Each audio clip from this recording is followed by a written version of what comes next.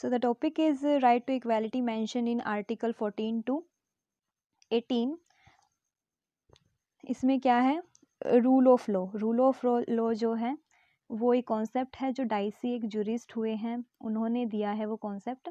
और इसके अंदर क्या है कि कोई भी थ्री इसके एलिमेंट है. जैसे कि पहला एलिमेंट क्या है, कोई भी आर्बिट्रेरी पावर नहीं होगी, किसी को भी पुनिश कर दिया जाए और जेल में डाल दिया जाए, ऐसा नहीं होगा.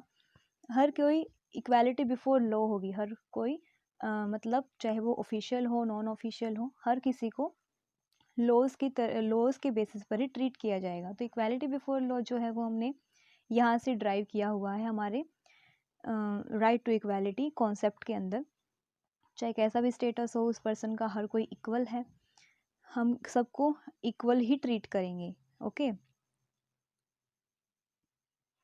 देन आर्टिकल 14 है, ठीक है. आर्टिकल 14 क्या कहता है कि इक्वालिटी बिफोर लॉ और equal protection of the law. इसका मतलब क्या है, हम इक्वालिटी बिफोर लॉ को हम मानते हैं एक नेगेटिव कॉन्सेप्ट और प्रोटेक्शन ऑफ लॉज को हम मानते हैं एक पॉजिटिव कॉन्सेप्ट. ऐसा क्यों है, क्या इनके अंदर है? तो नेगेटिव कॉन्सेप्ट क्यों माना गया, इसको देख लेते हैं. इक्वालिटी बिफोर लॉ के अंदर क्या है कि absence of any type of privileges, यानी कि एब्सेंस है, किसकी कोई भी प्रिविलेजेस नहीं होंगे, सबको इक्वल ट्रीट किया जाएगा. किसी पर्सन के साथ कोई भी स्पेशल प्रिविलेजेस नहीं होंगे उसके पास, वो हर तरीके से इक्वल ही होगा. ठीक है. तो हमने यहाँ यूज़ किया एब्सेंस ऑफ प्रिविलेजेस. एब्सेंस है किसी चीज़ का, दैट्स वाई इसको थोड़ा सा नेगेटिव तरफ हम देखते हैं, झुका हुआ. Equal subjection of all persons to law, right. हर किसी का क्या है, इक्वल सब्जेक्शन है, कोई भी छोटा बड़ा नहीं है. कोई भी पर्सन चाहे वो गरीब हो अमीर हो, वो बड़ा नहीं हो सकता लॉ से. थोड़ा सा एक नेगेटिव झलक सी यहाँ दिखती है. इसको पॉजिटिव क्यों कहा गया है, क्योंकि हर किसी को हम इक्वल सर्कमस्टांसेस के अंदर इक्वल सर्कमस्टांसेस के अंदर अनइक्वल सर्कमस्टांसेस अगर हैं तो हम देखते हैं. जैसे कि अगर कोई गरीब है, बहुत ज़्यादा बैकवर्ड है, यानी कि सर्कमस्टांसेस आर अनइक्वल, पहले ही वो पीछे हैं कुछ, तो पीछे हैं जब वो, तो अनइक्वल सर्कमस्टांसेस पहले ही मौजूद है, तो उनको इक्वल ट्रीट करना इज़ नॉट ये क्या है, सही नहीं है, जस्टिस नहीं है ये उनके साथ में. इसीलिए कहा गया है इक्वल सर्कमस्टांसेस होने ज़रूरी हैं, तब उनको हम इक्वल ट्रीट करेंगे. अदरवाइज़ हम थोड़े से जो स्टेट है वो कुछ रूल लगा सकता है, वो कोई लॉज बना सकता है ताकि जो सर्कमस्टांसेस है वो इक्वल हो जाएं, है ना. ऐसा कुछ कर देता है तो वो डिफरेंशियल क्या कहते हैं, एक डिफरेंट तरीके से उनको ट्रीट किया जाता है. डिफरेंट ट्रीट करना इज़ नॉट डिस्क्रिमिनेशन, जैसे पहले भी मैंने बताया था प्रीवियस वीडियो के अंदर. इसके अंदर क्या है,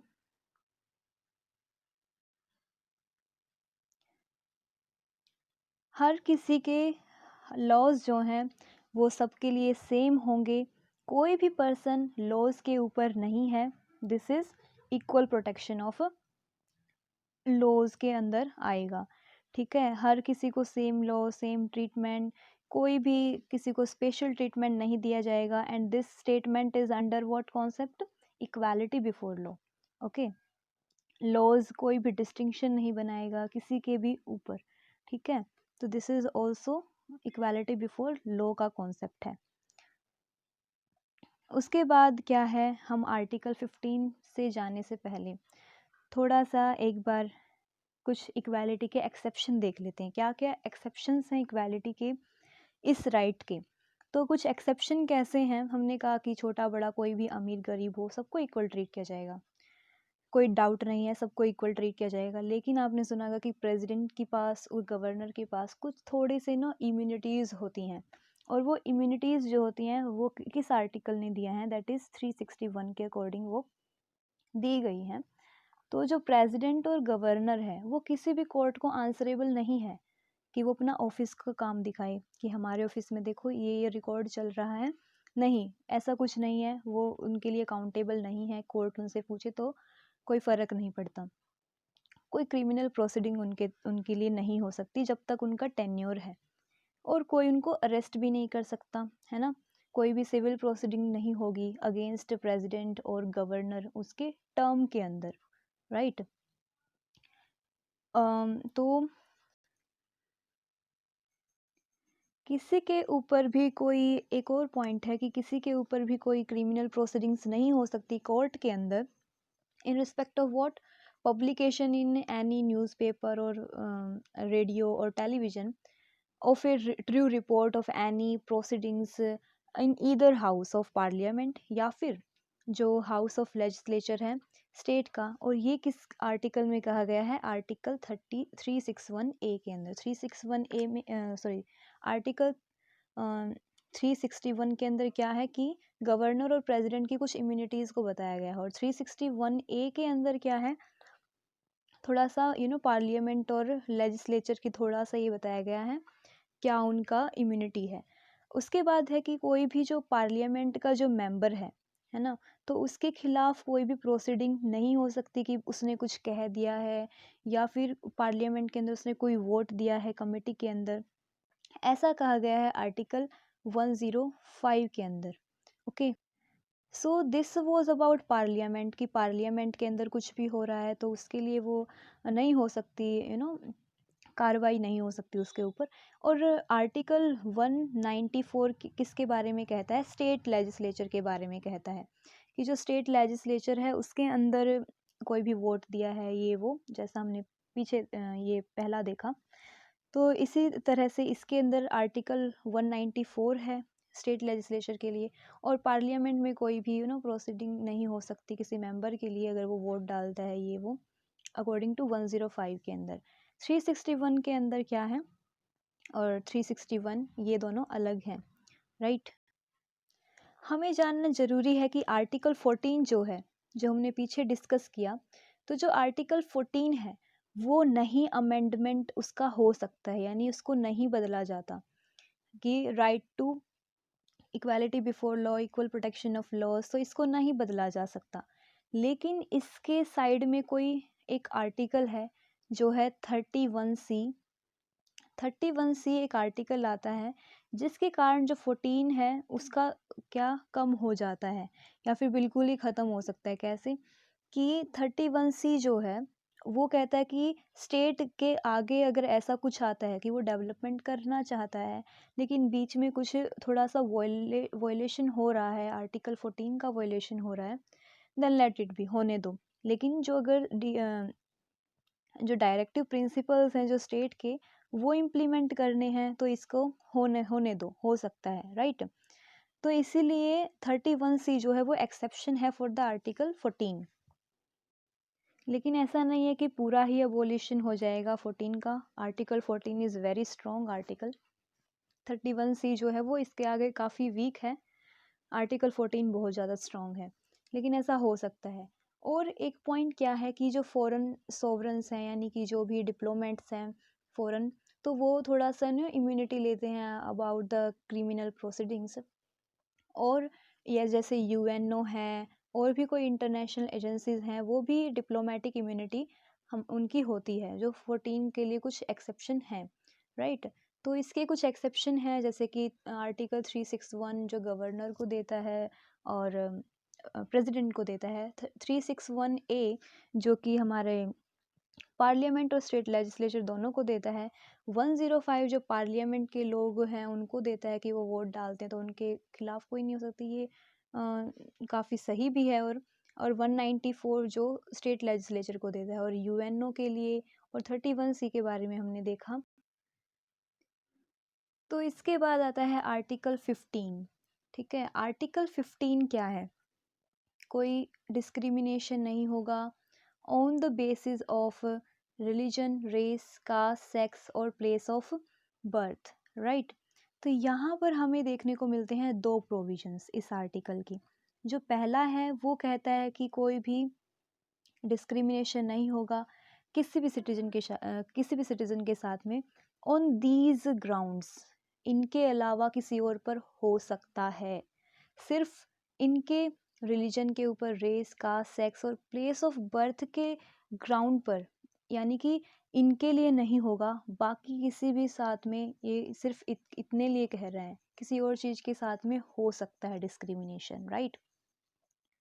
और सेकंड जो प्रोविज़न है वो क्या कहता है कि किसी को भी आने जाने की हर जगह पे, पब्लिक शॉप्स पर कोई रेस्ट्रिक्शन नहीं है उनके ऊपर, वो फ्री हैं जाने के लिए हर जगह पर, हर वेल्स, टैंक्स, घाट्स, रोड, जो भी पब्लिक प्लेसेस हैं उन सब पर वो जा सकते हैं।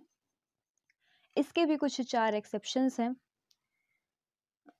ये जो है हमने यहाँ देखा सिनेमा हॉल्स, ये वो, तो इसके लिए है ये, राइट। तो इसके कुछ एक्सेप्शन हैं। तो क्या इसके एक्सेप्शन हैं? फर्स्ट जो इसका एक्सेप्शन है आर्टिकल 15 का, वो ये है कि सरकार जो है वो रिजर्वेशन कर सकती है फॉर विमेन, चिल्ड्रन, ताकि उनके आगे डेवलपमेंट हो सके। सेकंड भी यही है, कुछ इससे मिलता जुलता, कि SC STs के लिए, है ना, SC STs के लिए, या फिर कोई और जो बैकवर्ड उनके लिए भी सीट्स को रिज़र्व कर सकती है सरकार। और भी हैं कि जैसे कि कोई स्पेशल प्रोविजंस बना सकती है एजुकेशन के लिए for backward classes, schedule caste, schedule tribes के लिए, प्राइवेट एजुकेशनल इंस्टीट्यूशंस के अंदर भी, वहाँ पर भी बना सकती है, not in only government institutions, लेकिन प्राइवेट के अंदर भी बना सकती है। लेकिन अगर प्राइवेट इंस्टीट्यूशन कैसा है, अगर वो प्राइवेट इंस्टीट्यूशन माइनॉरिटीज़ का है, जैसे कि माइनॉरिटी जैसे कि मुस्लिम होते हैं, ठीक है, तो मुस्लिम्स हैं, सिख्स हैं, उन्होंने अपना कोई एजुकेशन इंस्टीट्यूशन बना रखा है, या फिर किसी बैकवर्ड इलाके के अंदर विमेन का कोई इंस्टीट्यूशन बना है, तो वहाँ पर ऐसी कोई भी ये रिजर्वेशन नहीं हो सकती, ठीक है। और एक पॉइंट है कि 10% ऑफ द सीट्स वो यहाँ पर एडमिशन के लिए, किसी भी एजुकेशनल इंस्टीट्यूशन के लिए, चाहे वो प्राइवेट हो, उनके लिए सरकार कर सकती है। लेकिन यहाँ पर फिर से माइनॉरिटीज़ को वहाँ पे इंक्लूड नहीं किया जाएगा। जो माइनॉरिटी के जो एजुकेशनल इंस्टीट्यूशंस हैं उनके लिए ये अलाउड नहीं है। इकोनॉमिकल वीकर सेक्शंस हैं, उनको एडवांटेज देने के लिए सरकार जनरली ऐसा करती है, राइट। फिर आता है कि हमारा एक बीच में क्या कहते हैं टॉपिक है, जो क्या है, रिजर्वेशन फॉर OBCs, ठीक है, अदर बैकवर्ड क्लासेस के लिए। तो इनके रिजर्वेशन के लिए क्या हुआ कि 93rd अमेंडमेंट एक्ट हुआ, 93rd अमेंडमेंट एक्ट ऑफ 2005। तो 2005 का 93rd अमेंडमेंट एक्ट था। इसके अकॉर्डिंग OBCs को कुछ कोटा मिलेगा। फिर एक्ट ऑफ 2006 है, एक्ट ऑफ 2006, उसके अकॉर्डिंग कहा गया कि 27% कोटा मिलेगा फॉर OBC कैंडिडेट्स, ठीक है। वो ऐड किया जा सकता है हायर एजुकेशन इंस्टीट्यूशंस के लिए, जैसे कि IIT IIM के लिए। अप्रैल 2008 के अंदर, अप्रैल 2008 के अंदर सुप्रीम कोर्ट ने कहा कि भाई ऐसा ही है कि ये जो OBC कोटा एक्ट है, इनकी जो वैलिडिटी है उसको थोड़ा सा होल्ड पर रखा, ठीक है। लेकिन फिर कोर्ट ने डायरेक्ट किया सेंट्रल गवर्नमेंट को कि भाई आप लोग जो है, सेंट्रल गवर्नमेंट को ऑर्डर दिया कि क्रीमी लेयर को एक्सक्लूड करो। अब क्रीमी लेयर क्या है? क्रीमी लेयर वो पीपल हैं जो OBC से बिलोंग करते हैं और वो हाई पोस्ट को होल्ड करते हैं गवर्नमेंट के अंदर, जैसे कि जो पर्सन हैं, जैसे प्रेसिडेंट हो गया, वाइस प्रेसिडेंट, जजेस हो गए, या UPSCs के कोई मेंबर हो गए, A ग्रुप B ग्रुप के कोई ऑफिसर्स हैं ऑल इंडिया उसके अंदर, बैंक्स के अंदर, या फिर अपना कोई उनका बिजनेस भी है, आर्मी में, नेवी के अंदर जो हाई रैंक्स पर हैं, कर्नल वगैरह के रैंक्स पर, डॉक्टर्स हैं, लॉयर्स हैं। तो इन सब के ये सब कौन से लेयर में आते हैं? क्रीमी लेयर के अंदर आते हैं, ठीक है। बिजनेस वगैरह है किसी का, या फिर कुछ ज़्यादा ही उनके पास ज़मीन वगैरह है, तो वो भी इसके अंदर आते हैं। या फिर किसी की 8 लाख से ज़्यादा एनुअल इनकम है, तो वो भी क्रीमी लेयर के अंदर आते हैं, और उनको भी इस OBCs की जो ये रिजर्वेशन है 27%, इसमें से उसको हटा दिया जाएगा। तो ऐसा था। तो पहले जो ये 8 लाख है, ये धीरे धीरे बढ़ता हुआ 2017 तक हुआ है 8 लाख। 2017 तक ये आया है। पहले कभी 1 लाख था, 2.5 लाख हुआ, फिर 4.5 लाख, 6 लाख, अब ये 8 लाख है कि 8 लाख किसी की एनुअल इनकम है तो वो क्रीमी लेयर के अंदर आएगा। आर्टिकल 15 का एक और एक्सेप्शन क्या है कि हम रिजर्वेशन देते हैं फॉर इकोनॉमिक वीकर सेक्शन, ठीक है, तो उनके लिए हम रिजर्वेशन देते हैं अकॉर्डिंग टू अमेंडमेंट। कौन सा अमेंडमेंट? 103rd अमेंडमेंट, जो कि 2019 का था। तो उसके अकॉर्डिंग हमने यहाँ पर इनको कितना दिया, 10% का रिजर्वेशन हम देते हैं एजुकेशनल इंस्टीट्यूशंस के अंदर, ठीक है, क्योंकि एजुकेशन इंस्टीट्यूशन के अंदर ही क्यों देते हैं, वैसे जॉब्स वगैरह के अंदर भी देते हैं, पर प्राइमरली इम्पोर्टेंट है कि हम सबको इक्वल एजुकेशन दे पाएँ, राइट। तो बेनिफिट जो है इसका इकोनॉमिक वीकर सेक्शन के लिए, जो कि किसके अंदर आते हैं, कोई भी एससीज हैं, एसटीज़ हैं या ओबीसीज़ हैं, थोड़ा सा कुछ क्राइटेरिया उनके लिए रखा गया, जैसे कि 8 लाख से अगर उनकी कम इनकम है तो उनको इकोनॉमिक वीकर सेक्शन के अंदर माना जाएगा, या फिर किसी की 5 एकड़ से ज़्यादा ज़मीन है तो उसको नहीं माना जाएगा, वो एक्सक्लूड कर दिया जाएगा, या फिर किसी का फ्लैट है 1000 स्क्वायर फीट का या फिर उससे ज़्यादा, किसी का रेजिडेंशियल प्लॉट है समथिंग यार्ड्स का, तो इस तरह की कुछ क्राइटेरिया यहाँ पर रखे गए हैं। या फिर कोई प्रॉपर्टी है उनके फैमिली मेम्बर की, है ना, कोई बड़ी पोस्ट पर हैं, तो इसी तरह से ये होता है, उनको एक्सक्लूड कर दिया जाता है। तो इकोनॉमिक वीकर सेक्शन जो है उनको, उनके लिए कुछ क्राइटेरिया कि भाई इनको ही माना जाएगा, ठीक है, और उनको हम 10% का रिजर्व देते हैं, और ये 2019 के अंदर ये लाया गया। Okay, then we have article 16। Okay, article 16 के अंदर क्या है कि किसी के साथ में कोई डिस्क्रिमिनेशन नहीं होगा in the matter of public employment. Okay, तो पब्लिक एम्प्लॉयमेंट के मैटर के अंदर किसी के साथ कोई डिस्क्रिमिनेशन नहीं हो सकता। ऑन विच ग्राउंड्स, यहाँ पर भी तो होंगे, तो यहाँ हमने देखा था religion, race, caste, sex, place of birth, ये तो सेम रहेंगे, लेकिन कुछ और ऐड किया गया है, जैसे कि डिसेंट एंड, और किसको ऐड किया गया है, रेजिडेंस, कि वो कहीं का रहने वाला है, उसके साथ में कोई भी भेदभाव नहीं होगा, चाहे फिर वो फॉरेनर ही क्यों ना हो, ठीक है, तो उनके साथ में भी नहीं होगा। तो इसके भी कुछ एक्सेप्शन हैं जहाँ पर आर्टिकल 16 है वो थोड़ा सा, हाँ, स्टेट को उसके लिए कुछ लाना पड़ता है, जैसे कि कुछ अपॉर्चुनिटीज़ के लिए वो यहाँ फिर से क्या देते हैं, कुछ कोटा रख देते हैं वीकर, इकोनॉमिकल वीकर सेक्शन के लिए। अगेन 10% का ही कोटा रहता है यहाँ पर रिजर्वेशन। पब्लिक एम्प्लॉयमेंट एक्ट 1957 था पहले, जहाँ पे किसको रिजर्वेशन दिया जाता था। ओके, कई सारे स्टेट्स के अंदर कि वहाँ के लोग ही वहाँ पर ले सकते हैं जॉब्स, क्योंकि बाहर के आएंगे तो वहाँ के जो वीक सेक्शंस हैं, कोई स्टेट ज़्यादा ही गरीब है तो वहाँ के लोगों को एम्प्लॉयमेंट नहीं मिलेगा और बाहर के आ जाएंगे। तो ये जो 1957 का ये एक्ट था, जो कि एक्सपायर की हम तब तक इक्वालिटी ला देंगे 1974 तक, लेकिन स्टिल ये आंध्र प्रदेश, तेलंगाना जैसे स्टेट्स के अंदर अभी भी लागू होता है, ठीक है। रिजर्वेशन, अपॉइंटमेंट वगैरह जो भी एम्प्लॉयमेंट के लिए, बैकवर्ड क्लासेस के लिए, स्टेट सर्विसेज, यहाँ पर हम जो है यहाँ पर इतना ज़्यादा नहीं देखने को मिलता है रिजर्वेशन का वगैरह का, कि हम अपने ही स्टेट को दे रहे हैं ये वो। एक और चीज़ है यहाँ पर, मंडल कमीशन। तो मंडल कमीशन क्या है, जब मोरारजी देसाई की गवर्नमेंट थी 1979 के अंदर, तो वहाँ पर बीपी मंडल की चेयरमैनशिप के अंदर एक कमीशन बिठाया गया था, ऑफ बैकवर्ड क्लास कमीशन से, ये बैकवर्ड क्लास कमीशन ही था। तो उसके अंदर in the terms of article 340 constitution का, तो वहाँ पर उनको इन्वेस्टिगेट करने को भेजा कि भाई इन्वेस्टिगेट करो कैसे सुधार लाया जा सके एजुकेशन और सोशली बैकवर्ड क्लासेस जो हैं उनके अंदर। तो वो अपनी रिपोर्ट को 1980 के अंदर सबमिट करते हैं और कुछ सुझाव देते हैं कि ऐसा हो सकता है, ये हम कर सकते हैं। जैसे कि उन्होंने सुझाव कुछ इस तरह से दिए कि जो 52% पॉपुलेशन है वो क्या है, बैकवर्ड ही है, या फिर एजुकेशनली या सोशली, SC ST जहाँ पर ये आते हैं।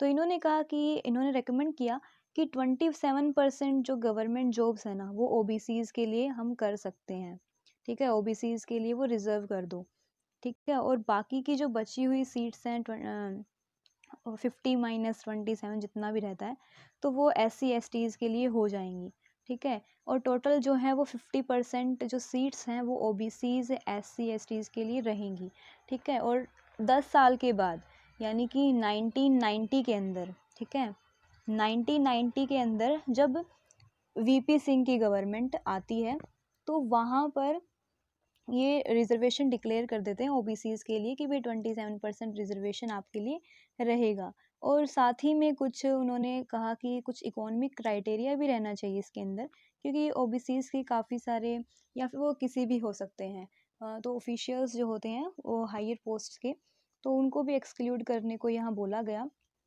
और 10% जो जॉब्स हैं वो जो इकोनॉमिक बैकवर्ड सेक्शन है उसके लिए रखने को बोला गया, ठीक है, हायर कास्ट के, जो हायर कास्ट के अंदर भी कई गरीब लोग होते हैं तो उनके लिए बोला गया।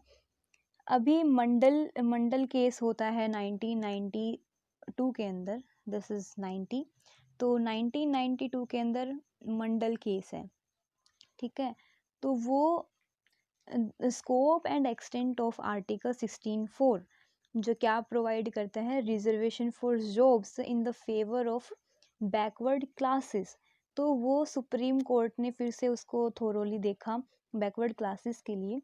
अभी जो एडिशनल रिजर्वेशन के लिए सुप्रीम कोर्ट ने मना कर दिया, जो 10% का जो और होना था हायर कास्ट के लिए, वो उन्होंने मना कर दिया, तो उसको नहीं किया गया लागू अभी तक भी। तो गवर्नमेंट कुछ एक्शन लेती है और एक रामनंदन कमेटी जो बनाई जाती है कि अब वो क्रीमी लेयर को आइडेंटिफाई करे कि ओबीसीज के अंदर कौन कौन से ये लोग हैं जो ऑफिशियल्स हैं, तो क्रीमी लेयर को आइडेंटिफाई करे, और रिपोर्ट जो है उन्होंने अपनी 1993 के अंदर दी, जो कि एक्सेप्ट की गई। एक नेशनल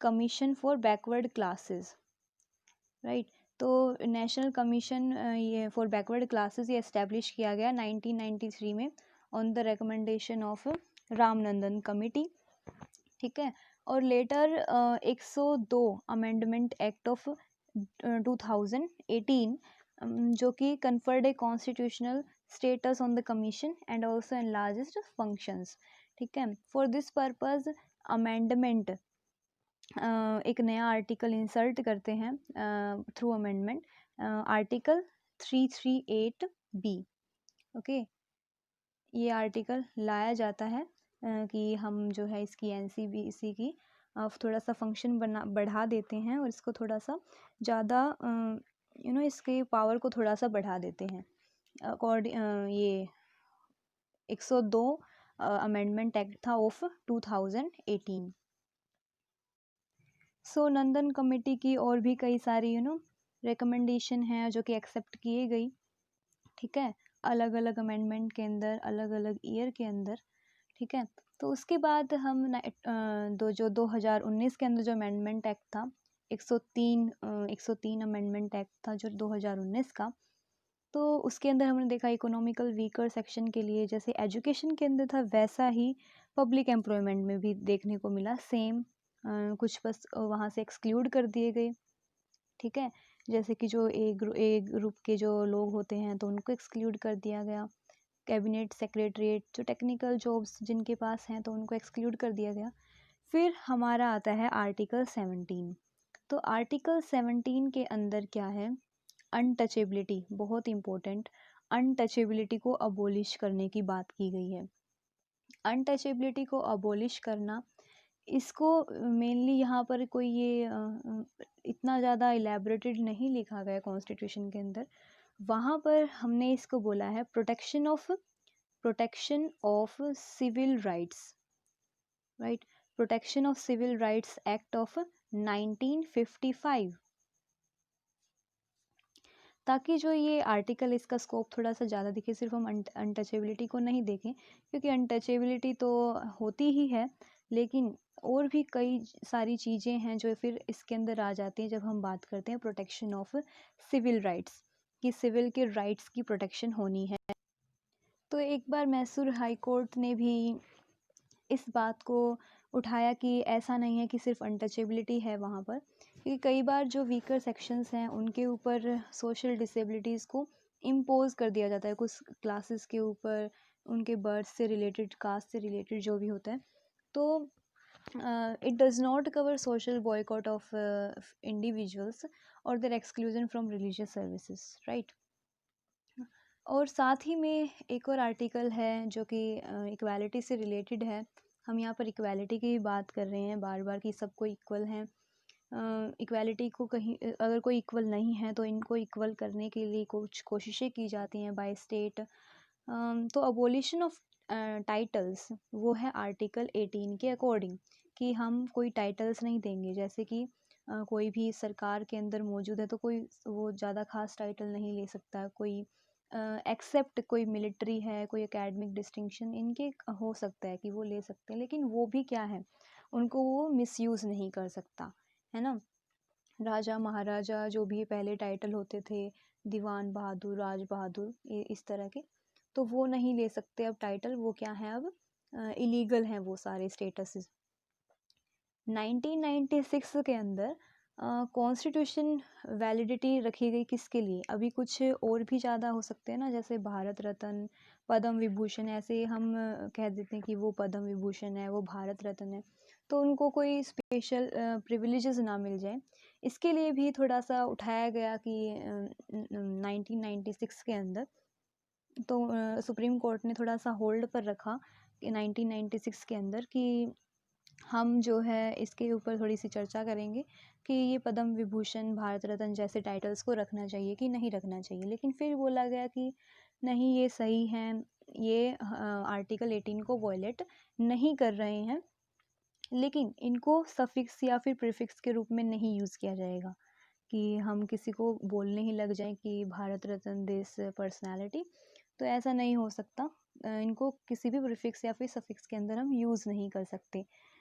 अभी नेशनल अवार्ड्स जो हैं वो 1954 के अंदर शुरू हुए थे। नेशनल अवार्ड्स 1954 के अंदर शुरू किए गए थे, लेकिन बीच में जनता पार्टी गवर्नमेंट जो कि मोरारजी देसाई की थी, उन्होंने इसको डिसकंटिन्यू कर दिया इन 1977। लेकिन फिर से इंदिरा गांधी जी जब आई तो उन्होंने 1980 के अंदर इसको फिर से रिवाइव कर दिया गया। So these are right to equality. Right to equality के बारे में है ये कि हम हर जगह पर इक्वालिटी की ही चर्चा कर रहे हैं। आर्टिकल 14 से हमने स्टार्ट किया। आर्टिकल 14 के अंदर कहता है कि equality before law, equal protection of laws, and then article 15 कि किसी के साथ भी कोई भेदभाव नहीं होगा ऑन सर्टेन ग्राउंड्स, और सबको इक्वल अपॉर्चुनिटीज़ मिलेंगी in public employment according to article 16, and untouchability को अबोलिश किया जाता है अकॉर्डिंग टू आर्टिकल 17, एंड कुछ टाइटल्स को भी हम यहाँ पर नहीं मान सकते according to article 18। And this is all about right to equality. Thank you.